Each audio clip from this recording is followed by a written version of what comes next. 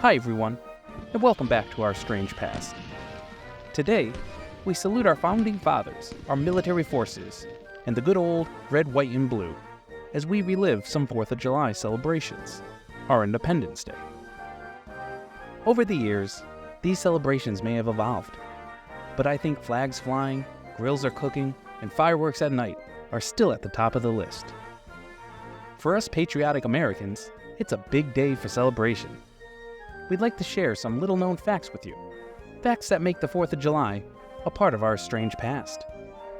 First, did you know that 3 presidents have died on the 4th of July? Thomas Jefferson, John Adams, and James Monroe.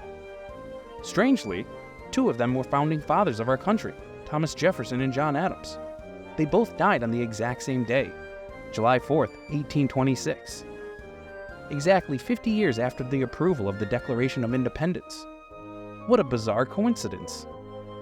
And the 3rd president to die on Independence Day was James Monroe. He was the 5th president of the United States, and he died on July 4th, 1831, in New York, during the New England Vampire Panic. That's right, Vampire Panic, right there, in the original colonies. Let's take a minute to explain the Vampire Panic. Early in the 1800s, many people in New England, including James Monroe, were plagued by a mysterious illness known as consumption. As the disease spread, so did the fear and superstition. People actually believed that deceased family members were rising from the graves as vampires, draining the life force of their living relatives and causing their deaths. Eventually, as the medical knowledge advanced and the true cause of consumption was discovered, the New England Vampire Panic subsided. However, it's worth mentioning that during the time, consumption, or as it's now known as tuberculosis, had killed 1 in 7 of all people that have ever lived. So there was reason for panic. But vampires? Second on our list is the myth of the Liberty Bell. It is a very popular story about how the Liberty Bell cracked on July 4th, 1776, while being rung throughout the day to celebrate the Declaration of Independence. The truth is, it wasn't. The original Liberty Bell was cracked and had to be recast twice in Philadelphia before being hung in the State House steeple in June 1753.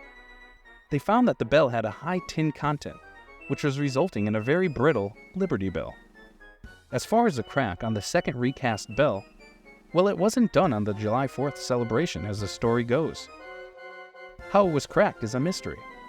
But what we do know is that the bell was fine up until 1817, and the crack wasn't noticed until 1846. So ringing it somewhere between 1817 and 1846 resulted in a 3rd cracked Liberty Bell. Number 3 on our list of little-known facts is that many believe that the Declaration of Independence was signed on July 4th, 1776.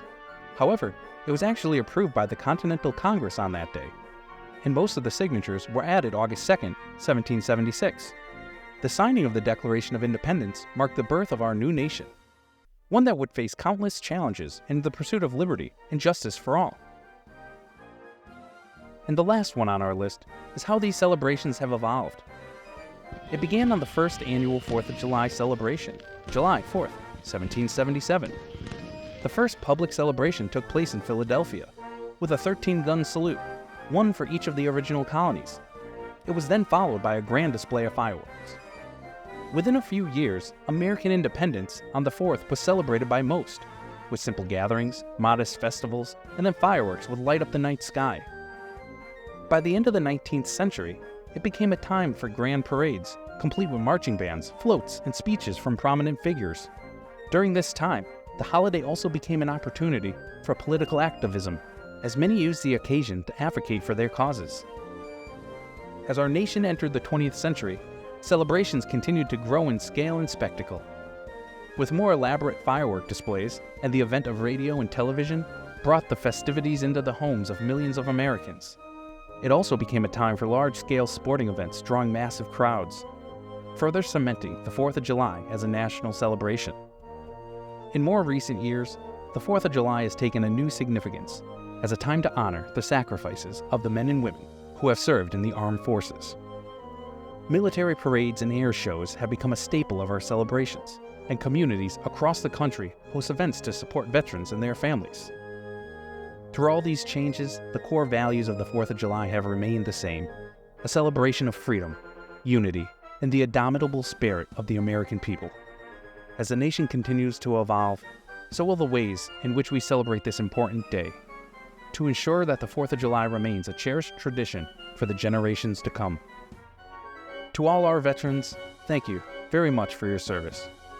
And to everyone out there, be sure to show your patriotism by flying those flags high and proud on the 4th of July. Thanks for joining us today. Take care.